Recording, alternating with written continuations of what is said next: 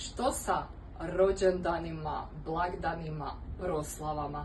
Želiš skinuti višak kilograma, ali baš za 5 dana je vjenčanje, rođendan, pa možda da ipak ne kreneš. Ne brini, apsolutno je to pokriveno.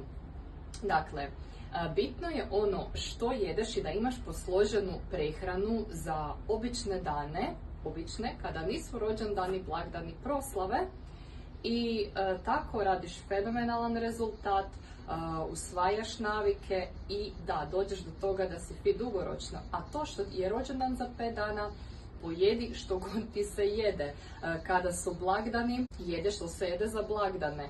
Znači, apsolutno nema nikakve brige, jer ti dani su rijetko u odnosu na one dane kada nema rođendana, jel tako? Tako da drži se plana i programa kada nisu rođendani, vjenčanja, a na takve dane nema nikakve brige, jedi što ti se jede, tako i ja radim, tako sve moje cure na programu rade i rezultati su fenomenalni, tako da apsolutno su pokriveni i rođendani i blagdani. I ako želiš skinuti višak kilograma, ali da možeš uživati na takve dane, pošalji poruku rođendan ili ostavi u komentari, saznaj sve detalje.